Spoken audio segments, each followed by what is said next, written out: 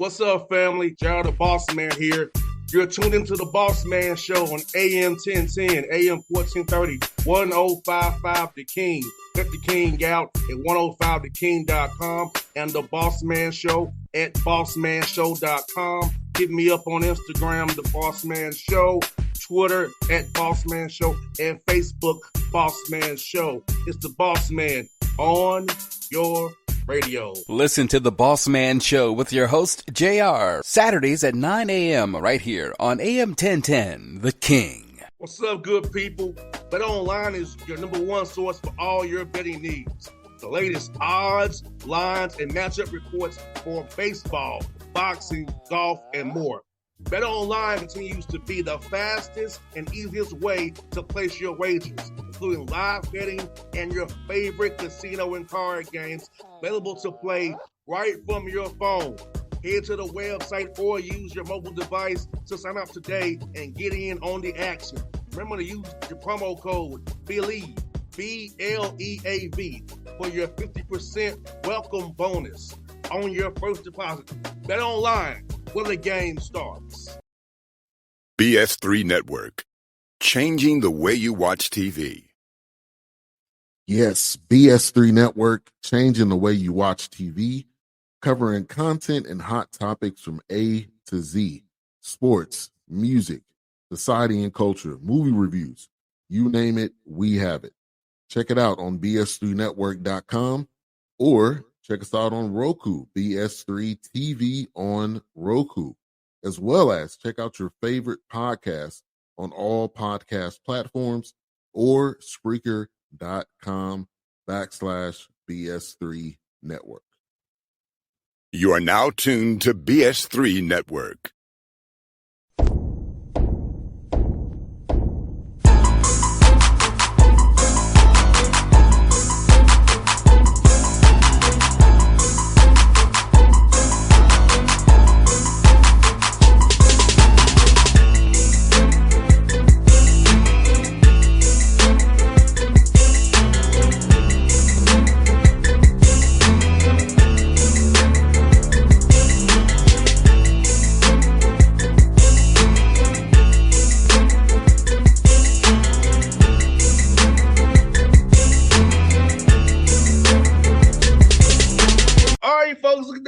You see them, it's Mike Schwartz, East Carolina Pirates out of the American Conference doing his big thing, second year over there in Greenville, North Carolina. Coach Schwartz, I see you looking good, brother. How you doing, man? I'm doing great, JR. I appreciate you saying that, man. You know how to make me feel good this morning. Yes, sir. Yes, sir. Hey, man, for you, man, how's it feel, man, getting your footing down now, year two, heading into year two now? Year one got 16 wins, a tough league with Houston. Glad those guys are gone. How's it been, man? Well, I'll say this, that, just referring to Houston real quick, so much respect for Coach Sampson. He was so good to myself and our program, and he helped me a lot in terms of just understanding coming into the league and spent real time last year speaking with me after games and at the conference tournament. And I really appreciated that and obviously wish them a lot of success as they move on to the Big 12. And, year two, I've got this question quite a bit, JR, and the biggest thing is, we had some things that we did well, or we had some positives that we want to build on, but we have so much to fix, and we had way more, bumps in the road and challenges that we have to make adjustments on and be so much better this year. And so just trying to navigate that process of building on a positive, but more than anything, fixing a lot of things that we need to fix on. Hey, Coach, how was it this summer getting the guys on campus and kind of trying to develop them as players, and also put in some team stuff as well with the 4 hours that you had to work with? Yeah, it's a great point. That summers are such a big deal for us, and I think for all college basketball programs, because you get a chance to get your new guys on campus. You got the returners that are coming back, which we're so thankful that we have, 8 returning players, and this battle of attrition right now with the transfer portal and everything going on, that we had just about everybody come back, which is exciting. But one of the biggest challenges, JR, and you and I spoke about it before we started today, is that you start practice or basically in the beginning of June. And now we're here, first, second week of October, and you've really been going however long that is, 8 weeks in the summer, roughly 4 weeks right now. You're talking about 12, 13 weeks of baby team practice, of working out. Whereas back in the day, JR, when you and I were seeing each other, back at the ACC tournament and things like that, practice would be starting this week or next week, official practice. And you'd have 2 to 3 weeks of practice to get ready to tip it off. And so it is a difference. And I don't know if I've figured it out yet. How do you balance the summer, the player development, the team practice going into preseason? When is, do we need to delay it a little bit, team practice? So, but all coaches, you give coaches 4 hours, they're going to take their 4 hours. You give coaches more than that. So you're always going to try and do as much as you can, but the balance is important, JR. No doubt, Coach Mike, and I feel like this, man, like, I know back when we was playing our CU, man, like, I showed up to Tennessee State, I showed up in July. Right before things started. But it's like, but now it's all, you can get those sessions in now. But I feel like it's good because you can kind of know what you have. You kind of can tweak and develop as you go. Because you can come right now, you're trying to piece it all together. Like, I don't know what you have. At least now, you know kind of what you have, what you got to work on and work towards before November 6th tips off and the games count for real. I couldn't imagine thinking about what you just said if we were starting team practice, let's just say today, and we hadn't had a chance to put in your system, offense, defense, whatever it may be, getting it all in starting mid-October for a November 6th game. I mean, thinking about that just because of what we've become accustomed to, I couldn't imagine it. So you hit it right on the head, because what happens is you get to really install the foundation of your program, hopefully, on both sides of the ball in the summer. We've had guys here since the first week of June, or, roughly June 12th is when we started. You got guys across the country that sometimes haven't even had their official high school graduation, and they're on their college campus and they go back a week later to go walk across the stage to get their high school diploma. So all those months in the summer, and you have the preseason, you are ahead of the game, just like you just said, and you know what you have as a coaching staff. But most importantly, the players should have an understanding of, hey, here's what we're trying to do on the court, offense, defense, what's our off the court, culture look like. And so that is a real benefit, JR. And it's big for me, coaches, because it's chemistry and culture. Because I'll use the Hawks example.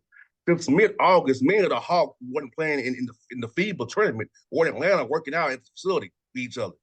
So I've seen the chemistry come right with the Hawks by being in town since August. Training camp started yesterday. So you don't know camaraderie, that chemistry, because things are going to happen, Coach. You and I both know, Coach Mike. Injuries happen, losses happen, adversity happens, playing time, not getting what you'll happen. So if you're together, connected already, it lessens the blow of those things when they can check each other and accountability piece. Locker rooms, hey, bro, hey, we're big picture here. Not you, team. So I feel like that early period being together builds those things now. So that doesn't have to happen on the fly in the season. So true, because you can use any little adverse moments and challenges that you go through in June, July, August, September, and now you get to October, and it's not the first time you faced it. And the chemistry, camaraderie part, the time we spend together. I mean, you basically almost feel like you have these mini seasons without the games. I mean, that's really the only piece that's missing. Obviously, duration of practice and workouts is different, but outside of the games, the amount of time you spend together in the locker room, eating together, doing team activities, whatever it may be, is so big for that chemistry.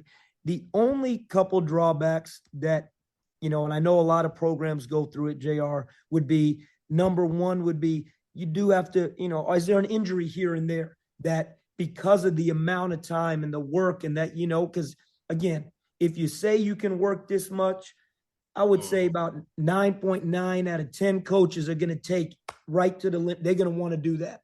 You don't want to feel like you're not doing something that you're able to do. So some of these nagging injuries and some of these things happen over the summer, and we got struck with it. We had a couple guys that went down that you're real disappointed, but that's part of it. And then the other thing that you have to try and manage is burnout. You don't want to get to November or December and feel like it's the end of the season. You don't want to get to November and feel like this is already what it feels like to be in January or February. So trying to find that balance And I don't have it figured out. We're trying as coaches, as a staff. You try and listen to your players. But that's a nuance that I think is really important. And Coach Mike, just some fans don't realize about how important it is to have that strength coach. How important that person is on their staff, because they see the guys more than you do. And they get the guys in shape and ready for that grind of the 2 semesters from November to March. So talk about how important it is hiring the right strength coach. And if our fans don't realize how important that role is on staff. Well, you just hit it right on the head, JR. And I really believe this. And I've said this to our team, and I've said this directly to these 2 guys. Nate Clark is our athletic trainer, and Keith Pugh is our sports performance coach.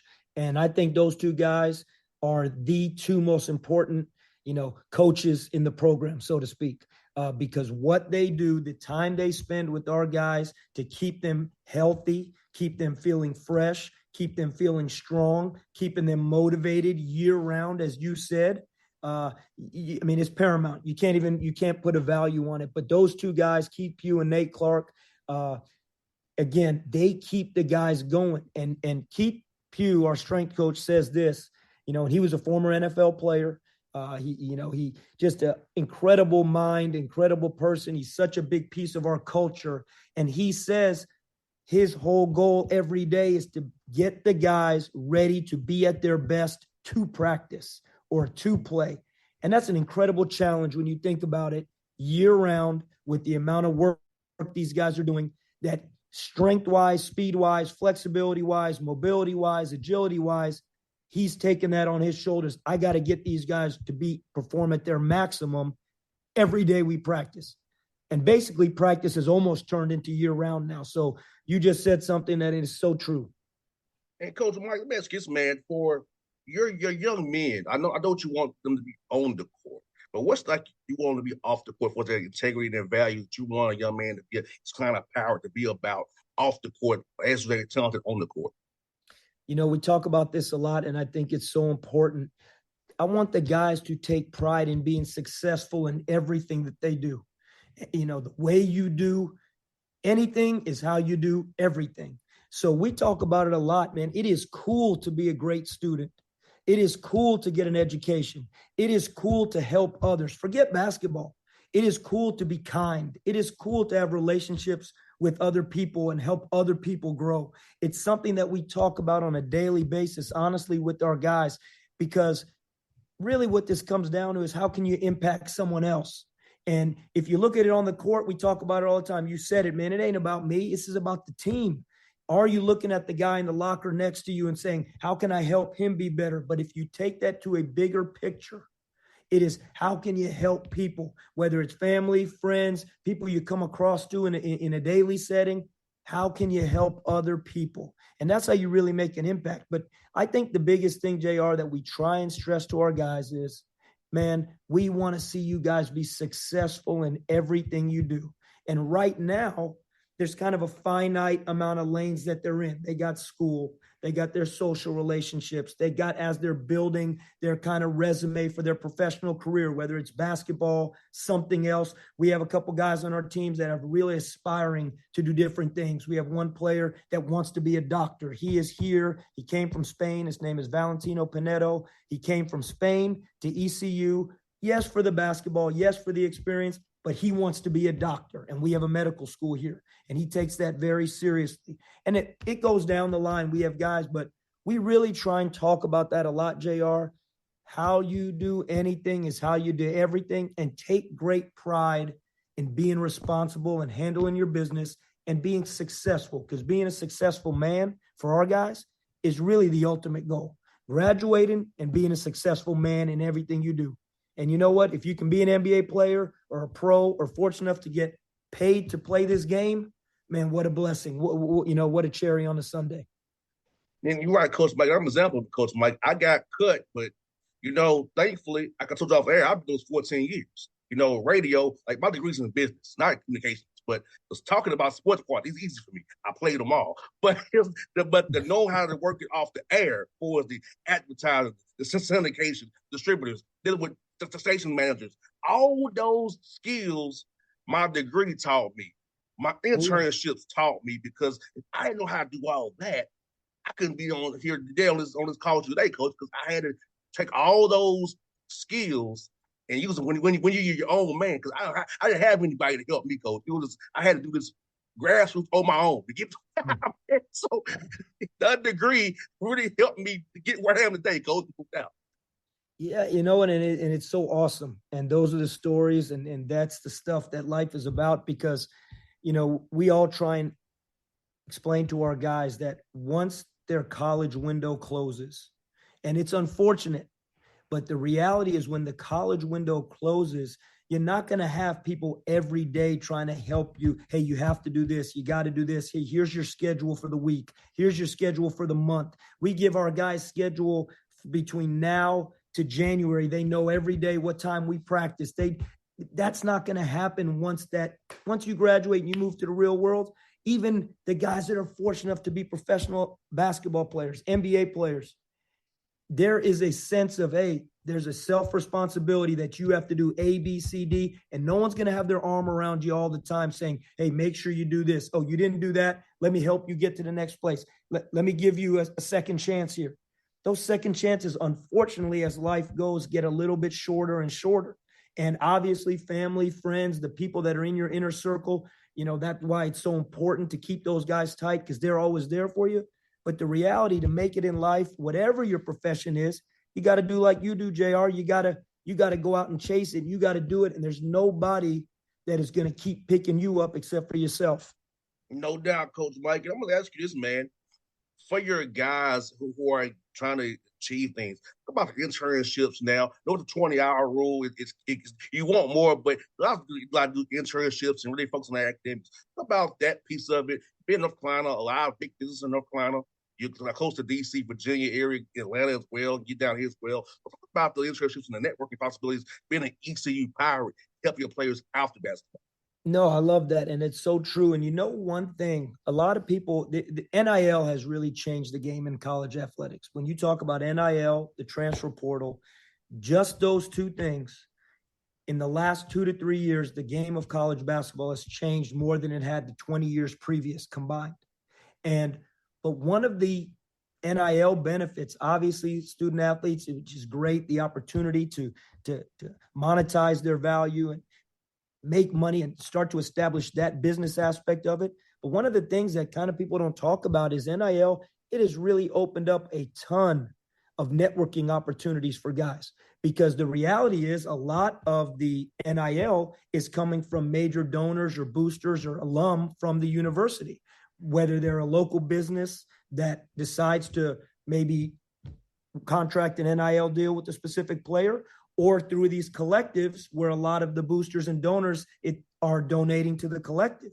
But those relationships that are happening through NIL have opened up a lot of opportunities because, as you said, 20-hour work week, it's hard to get an internship. It's hard. You can't, no player from the month of September through April has time to go have a job or an internship because of the amount of time they're putting into the season and the travel and academics. But all of a sudden, April to August, let's just say, when the load lightens a little bit, now they've established all these relationships with people locally in Greenville or in the Raleigh area or Eastern North Carolina. Everything east of 95, there's a lot of Pirates, and Pirate Nation is strong east of 95 out here in the eastern part of the state. And now all of a sudden, all of those networking opportunities that they made, JR, now they can expand on those in the summer. Maybe it's an internship. Maybe it's a summer job. Maybe it's something locally. And I think that it's a great benefit. Well, no doubt, Coach Mike. I wish we had it when I played, man. I've heard that a lot. You know what? I wish we had it when I played too, but you know what? I don't think anybody would have done anything for me. I wasn't a good enough player, man. Thankfully, I was the slot receiver. Thank God, I could have got something. You could play. They were going to do it for you, but JR, you know what? I don't think NIL was coming to me, man. I'll be honest. I hear that. Yeah, hey, you better afford the back end, coach. You're a hell of a coach, man. Hey, man, I always say, JR, coaches getting the coaching when they can't play anymore. Yeah, man. I hear that, man. I got to ask you, man, your American Conference, man, it's a heck of a conference, man. It's just so much talent in the conference, what you all have. It's about how it's changed, but it's a good change. And the new mix you have of opponents now. You got to learn now, watch film on those guys. Talk about how your conference is just changing and growing, what Mike Resco and those guys are doing to make it better each day. Yeah, if you think about this conference, one of the things, we just Houston, UCF, and Cincinnati just exit the conference. 3 great basketball programs, obviously incredible history with Cincinnati and Houston in terms of their basketball program. You have UConn was in this conference at one point, national champion last year. Won a national championship when they were in the American. So this conference has always had great programs, great basketball tradition. So now you get FAU, UAB, North Texas, Rice, UT San Antonio coming into this conference, and UNC Charlotte, which is great. Here's something that I don't know, JR, if everyone realizes. 3 of the final 6 teams playing in the country last year. In the Final Four, you had FAU, and in the NIT finals was UAB and North Texas. So 3 of the final 6 teams playing on the final weekend of college basketball in April last year are in the American Conference this year. So even with the loss of Houston, UCF, Cincinnati, you add those 6 teams, including those 3 that were really successful last season, this conference not only, it may go up a step in terms of basketball, in terms of what was accomplished last season and what's coming into the league this year. And guess what? All 3 of those teams will be picked very high in our conference this year because they're all great programs with great coaches. And then you look at adding the 2 schools in Texas, 3 schools with North Texas, but 3 schools in Texas, and what that does for the map of the conference, and for us, particularly Charlotte, to have an in-state rival with a great history, a Final Four program in UNC Charlotte that's been to a Final Four, what it does. Eastern part of the state, western part of the state, we need rivalries and identity in the American Conference, and I think with the addition of these teams, I think we're going that direction. Yes, sir, and I look forward to trying to come and see you in Charlotte or UAB or Memphis. So I'm trying to figure out my schedule around when I have a Hawks good off day with the Hawks, come see you all play, man, because it's gonna be some great ball that conference. And Dusty Mays, a heck of a guy too, man. And so it's a great conference what you got going on over there. It's only gonna get better. I feel like you all need more than one D. I feel like this is a multiple bid league. It should be 2 or 3 or 4, to be honest, with all the quality you have. But I know how those things go with the Ken Palm and then all that stuff. I don't understand. But it's like, I feel like you all are really a deep league. You need like 3 or 4 bits. That's how good the ball is. Yeah, I agree with you, and I really, this is a multiple bid league. I think it's a league that's always going to range in the top 8 conferences in the country. Obviously you got the Mountain West, a very strong conference. You got the Big East, a very strong conference. You got the Atlantic 10, but basically I've seen the American with 3-4 bids before. When I was a coach at Tulsa, an assistant at Tulsa in 15-16, we were an at-large bid that year into the conference, into the NCAA tournament, and we lost to Michigan in the first round. So when I was an assistant before in 15-16, it was a multi-bid league. I don't know off the top of my head the numbers the last few years or over the last 10 years, let's just say how many times, but I know last year the Mountain West got, I believe, 4 teams in last year. I've seen the Mountain West get multiple. When I was at Fresno State, the Mountain West got multiple teams in the NCAA tournament. So this, without a doubt, is a multiple bid league, and I think that's why it's such a strong basketball conference and one of the very toughest in the nation. And Coach Mike, tell me about this, man, non-conference scheduling wise for you, man. Host the MTE, Kennesaw State to be up there to play you Australia, Florida, South Carolina. How tough is it now being in the American Conference to schedule games and also decide if you're going to buy somebody or not, or trying to get home to homes? How tough is that scheduling piece for you being in the American Conference now, trying to get the right games if you come to Greenville, play you all? Yeah, it's so – scheduling is it's like this complex puzzle. And, you wish, hey, the games just happened and they're out there for you, but trying to find and put together the right schedule when you talk about a combination of strength of schedule, getting enough home games, playing quality opponents, like you said, games where you're budgeting what you do have for your scheduling budget, and trying to put that all together where, some teams have incredible resources to be able to stay at home the whole preseason. Some teams are in a lot of neutral site events. It is a pretty unique jigsaw puzzle trying to put it together. Our thing is this, JR, we want to schedule a non-conference schedule that is going to prepare us for the American Conference. And so in doing that, we want to play neutral site. We want to play Power 5 teams. We want to play high major games, hopefully as many as we can in Greenville, if we can get teams to say, hey, let's start a series.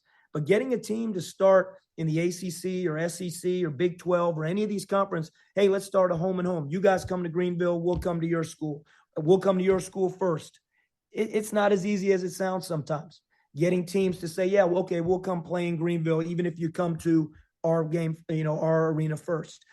Getting neutral site games, there's third parties that put these together that want those perfect matchups. So it's something you got to stay diligent on. It doesn't happen at the end of the season. We're already working on our schedule for years to come right now to try and get the right games. But we're excited that our administration was allowed us to host an MTE this year with Georgia Southern, Kennesaw State, and Northeastern.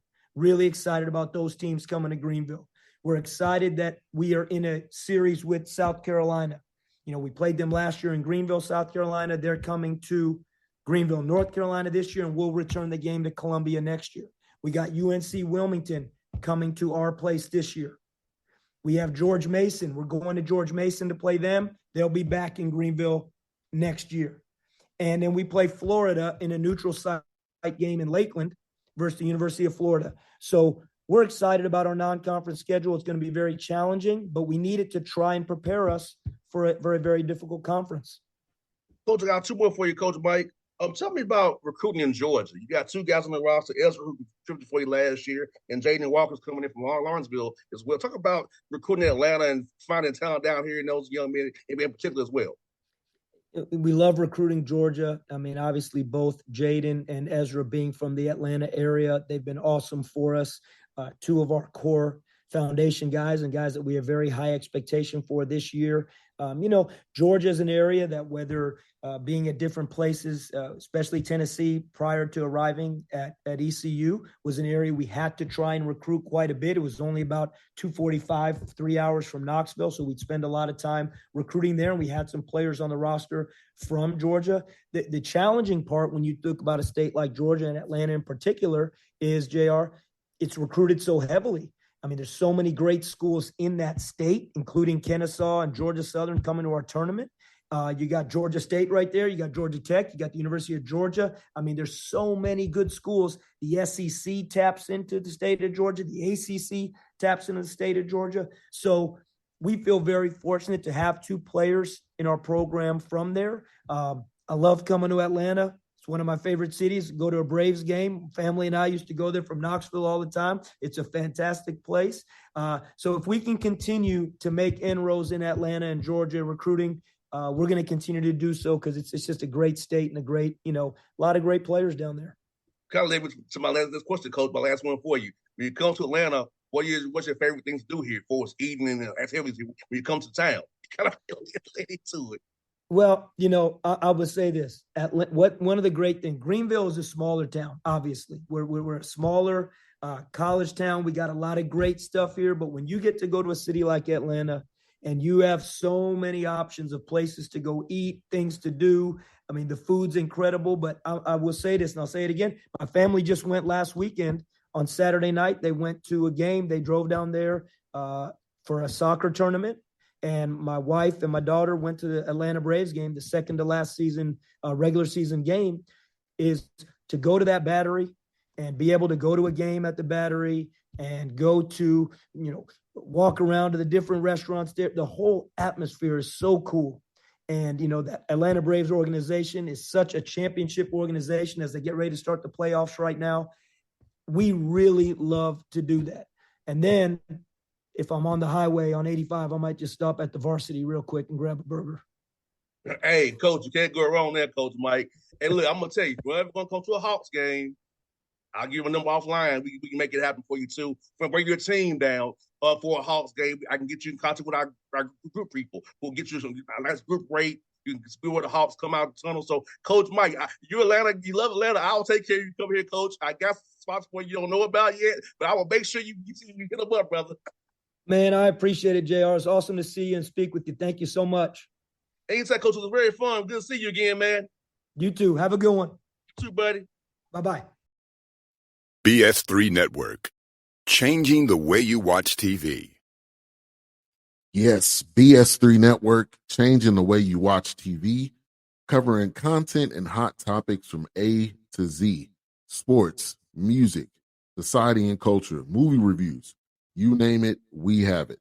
Check it out on bs3network.com or check us out on Roku, BS3 TV on Roku, as well as check out your favorite podcast on all podcast platforms or Spreaker.com/BS3 Network.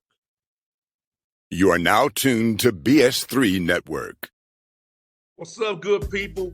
Bet Online is your number one source for all your betting needs. The latest odds, lines, and matchup reports for baseball, boxing, golf, and more.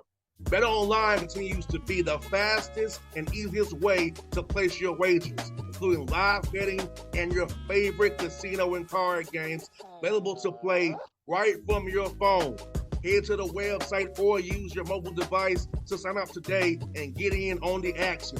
Remember to use your promo code BELIEVE, BLEAV, for your 50% welcome bonus on your first deposit. Bet Online, where the game starts. What's up, family? Jared the Bossman here. You're tuned into the Bossman Show on AM 1010, AM 1430, 1055 The King. Check The King out at 105theking.com and the Bossman Show at bossmanshow.com. Hit me up on Instagram, The Bossman Show, Twitter at Bossman Show, and Facebook, Bossman Show. It's the Bossman on your radio. Listen to The Bossman Show with your host, JR, Saturdays at 9 a.m. right here on AM 1010, The King.